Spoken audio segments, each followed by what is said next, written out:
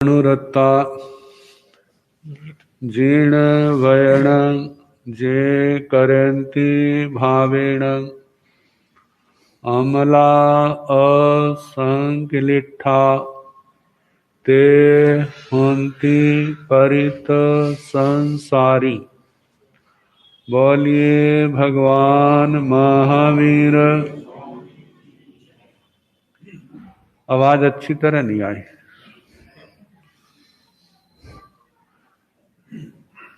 जहां पर बैठे इसका तो पता चलना चाहिए। बोलिए भगवान महावीर। अब ठीक है। पावन चरित गुरुदेव जी बंधु मन वच काए भव सागर को तरण में करो हमारी सहाय।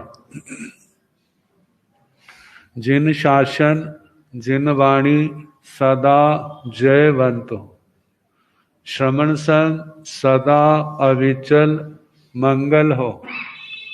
मुक्ति को प्राप्त श्रमण भगवान महावीर स्वामी उनकी परम पावन कल्याणी भागवती वाणी वाचक प्रमुख श्री इंदर भूति गौतम आदि गणधर भगवंत जुग प्रधानाचार्य परम पूज्य श्री सुधर्मा स्वामी जी महाराज उनकी परम पावन पाठ परंपरा वर्तमान आचार्य ध्यान योगी परम पूज्य श्री शिव मुनि जी महाराज एवं गुरुजन सबके पावन चरण सरोजों में मेरा अनंत अनंत वार वंदना नमस्कार। उपस्थित धर्म प्रेमी सज्जनों, माताओं तथा वे, कल प्रसंग प्रारंभ किया था। संसार में 4 प्रकार के व्यक्ति। वो व्यक्ति भाई भी हो सकते हैं, बहना भी हो सकती है। उदित उदित, उदित अस्त, अस्त उदित और अस्त अस्त। पहला भांग जो है उदित उदित, उदय उदय, पूर्व जन्म की पुण्यवाणी, धर्म ध्यान तप संयम की साधना जिसके प्रभाव से बड़े अच्छे परिवारों में जन्म हुआ। बचपन भी हाथों में फूलों में गया। जमीन पर रिड़ने का मौका नहीं मिलता था। एक रखने के लिए तैयार है तो कितने और उठाने के लिए तैयार है। ऐसा बचपन गया। पूर्व जन्म की साधना के कारण बुद्धि बल बहुत, जिसके कारण ज्ञान का सूर्य, ज्ञान की कोई कमी नहीं।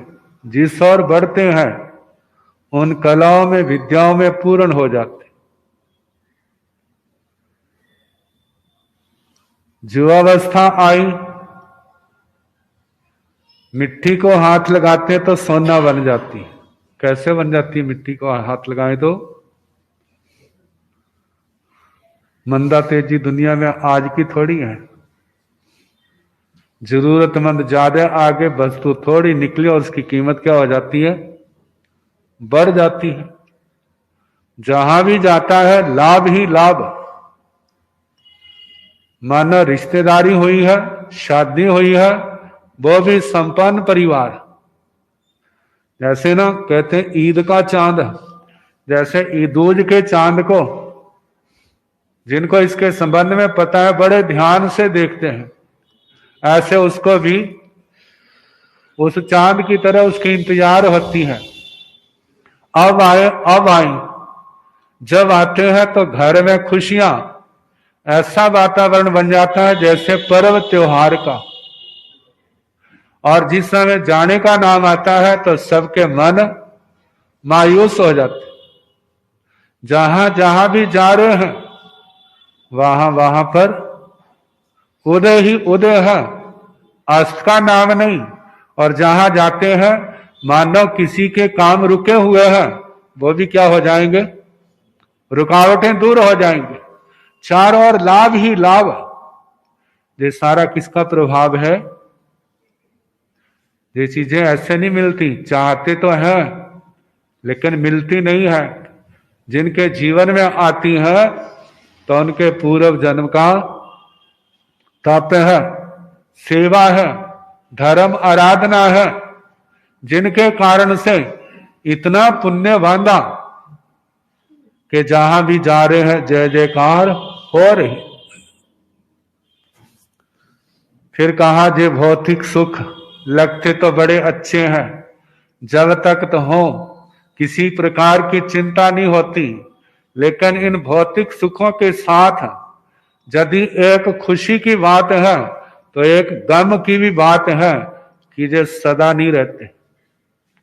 कब तक रहेंगे? जब तक उस व्यक्ति का पुण्य का सूर्य उदय है तब तक तो ये सारा रहेगा। और जिस समय जे पुण्य समाप्त होने लगेगा, व्यक्ति तो वही है, सब कुछ बिखर जाएगा। क्यों बिखर गया? कहते ऐसा तो हमने सोचा नहीं था। कहते तुम्हारे सोचने से दुनिया थोड़ी चलती है। दुनिया तो संसार के जीवों के कर्मों के अनुसार चलती है। कर्म अच्छे हैं सब अच्छा होगा, कर्म अच्छे नहीं है तो अच्छा भी नहीं होगा। अब कर्म करना जो आत्मा के ऊपर निर्भर करता है। अनुकूल परिस्थितियों में तो हर कोई करने के लिए संभव है तैयार हो जाए, लेकिन प्रतिकूल स्थितियों में भी जो अच्छे मार्ग को नहीं छोड़ते, ऐसे जीव कर्मों की महानिर्जरा करते हुए, पुण्य को बांधते हुए, वो आगे से आगे अपने भविष्य को उज्जवल से उज्जवलतर बनाते हुए बढ़ते। अब कहते हैं जो संसार के सुख मिले हैं, लेकिन वो जाए, उनके जाने से पहले ही वो आत्मा जाग उठती। जागने का मतलब उसके अंदर ज्ञान का प्रकाश हो गया। क्या प्रकाश हुआ? जे सब कुछ नश्वर है, जे छोड़ के चले गए तो मेरे को रोना पड़ेगा, और मैं छोड़ के चला गया तो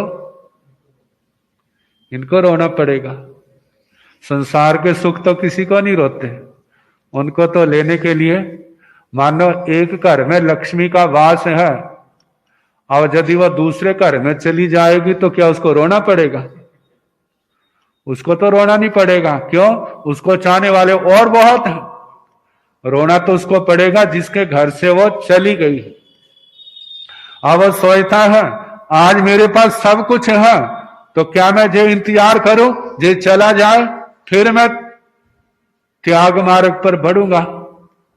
वो सोचता जब तक जे छोड़ के नहीं जाता उससे पहले मैं क्या हो जाऊं, सावधान हो जाऊं। कितने जीव तो सब कुछ छोड़ करके साधु धर्म को स्वीकार कर लेते, जिनके अंदर इतना क्षोभशम नहीं होता, वह अणुव्रत, गुण व्रत, शिक्षा व्रतों को धारण करके श्रावक वृत्ति धारण कर लेते। सोचते हैं जी छोड़ के जाएंगे तो हमारे अंदर आरत ध्यान आएगा, हमारे अंदर रौद्र ध्यान आएगा, हम इनको छोड़ देते हैं तो आरत ध्यान रौद्र ध्यान से हम क्या हो जाएंगे, बच जाएंगे। कहते हैं किसी के घर की संपत्ति चली गई, चाहे वो चोरी के माध्यम से, चाहे वो बीमारी के माध्यम से, लोग कहते हैं इसका पुण्य क्या हो गया, जवाब दे गया। और यदि किसी ने ज्ञान पूर्वक उसको दान में, सेवा में लगा दिया है, छोड़ दिया है, तब उसको त्यागी कहा जाता है। क्या कहते हैं जे, इसने त्याग किया। शोभा किस में है? त्याग में है। लेकिन ये बोलना आसान है, लेकिन इसको करना बड़ा मुश्किल है। तो कहा है अपने जीवन में ऐसा अभ्यास जरूर करना कि जिससे हमारा धन दौलत, हमारी संपदा सेवा में जाए, धर्म प्रभावना में जाए, अच्छे कार्यों में जाए, जिसका परिणाम आने वाले समय में अच्छा हो। लेकिन ये हमारे को पुण्य मिले इस आशा से नहीं करना। किस आशा से? हमारे पाप कर्म कटे, हमारी आत्मा निर्मल हो, इस दूसरे को सहयोग हो, उसके बदले चाहना नहीं, लेकिन हमारी आत्मा में निर्मलता होनी चाहिए। जो हमारी आत्मा के अंदर कुसंस्कार बैठे हैं, जिनसे प्रेरित हो करके जो आत्मा पाप कर्मों की ओर जाता है, उस ओर ध्यान जाता है, धर्म के क्षेत्र में टिकता नहीं है, तो जिनके कारण से ऐसी चंचलता मन और इंद्रियों में बनी रहती है, वो कुसंस्कार क्या होने चाहिए? नष्ट होने चाहिए। जब वह नष्ट हो जाएगा तो हमारा मन भी स्थिर हो जाएगा, इंद्रियां भी स्थिर हो जाएंगी, आत्मा भी स्थिर हो जाएगी। तप में, त्याग में, धर्म ध्यान में, धर्म आराधना में उसका मन लगने लग जाएगा। तो क्या भावना रखनी कि हमारी आत्मा निर्मल हो, दूसरे का भला हो, लेकिन उसके बदले हमारे को बाहर की कोई चीज नहीं चाहिए। हमारे कुसंस्कार जो है वो सारे क्या हो जाए? नष्ट हो जाए। तो श्रावक वृत्ति लेकर के श्रद्धा से श्रावक जीवन अपना रहा है। नियम व्रत तो ले लिए, अणुव्रत ले लिए, गुण व्रत ले लिए, शिक्षा व्रत ले लिए, 18 पापों को पूर्ण रूप से तो नहीं छोड़ा, लेकिन जथा संभव उनका बहुत त्याग कर दिया है।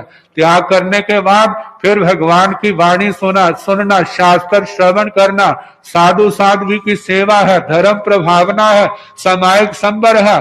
जितना दुनिया के कार्यों से समय बचता है वो व्यर्थ की बातों में ना लगा करके उसको धर्म ध्यान में लगाएगा। देखें, जिनके जीवन में ज्ञान का प्रकाश है और जिनके जीवन में ज्ञान का प्रकाश नहीं है, वो क्या करते हैं? कहते हैं जिनके अंदर प्रकाश नहीं है, मोह का उदय है, अब काम से तो निवृत्त हो गए, घर में बैठे हैं, 4-4 घंटे 5-5 घंटे सारा दिन टीवी देखते रहेंगे, ताश खेलते रहेंगे, एक दूसरे की बुराइयां करते रहेंगे। एक व्यक्ति ऐसे है और एक है सोचते हैं आज मेरा काम जल्दी समाप्त हो गया है, अब मैं फ्री हूं, कितना अच्छा होगा मैं धर्म स्थान में जाऊं, गुरुओं के पास बैठ करके ज्ञान सीखूं। समय के ले ली है और किसी ने मानो 4 घंटे टीवी देखा है और उसने 4 घंटे में उसकी कितनी समय की आ गई? 5 समय के आ गई है। और उसके अंदर मानो आप नवकार मंत्र पढ़ते हैं तो कितनी मालाएं हो जाएंगी? नवकार मंत्र जो हमारा सबसे बड़ा मंत्र है, जिसके अंदर डिमांड नहीं है, लेकिन कहा इन 5 परमेष्टि भगवंतों के चरणों के अंदर जो नमस्कार करते हैं उससे हमारा चलो सारे कर्म नहीं भी खत्म होते हैं, कर्म तो कटेंगे। जो आत्मा ने मद के कारण से नीच गोत्र बांधा है, जो हमारे धर्म ध्यान में किसी भी अच्छे पक्ष में क्या है? रुकावट के रूप में है, वो नीच गोत्र क्षय होगा और आत्मा के अंदर जो दुर्लभ बुद्धिपना है वो भी क्या होगा? कटेगा। किसके कारण से? इस पाठ जाप के कारण। मानो आप स्वाध्याय करते हैं, 25 वर्ष सीखते हैं, 9 तत्व सीखते हैं, तो 4 घंटे के अंदर इतना आपका मोटा दिमाग तो नहीं, 2-4 बोल भी आप याद ना कर सके। करेंगे तो आपको कितने बोल याद हो जाएंगे? कितना आराम से 25 बोल है, 9 तत्व है, ज्ञान के क्षेत्र में कितना आगे बढ़ सकते हैं। और स्तोत्र आपको याद नहीं है, यदि वो याद करने लगे, भक्तामर स्तोत्र है, पुच्छी समणा है, वीर स्तुति है, कल्याण मंदिर है, और ऐसे कितने हिंदी भाषा के स्तोत्र है, वो भी तो आप याद कर सकते हैं। और जब जब खाली बैठे हो उनको गुनगुनाते रहो और उनके कारण से आपका कितना कर्मों का बोझ हल्का होगा।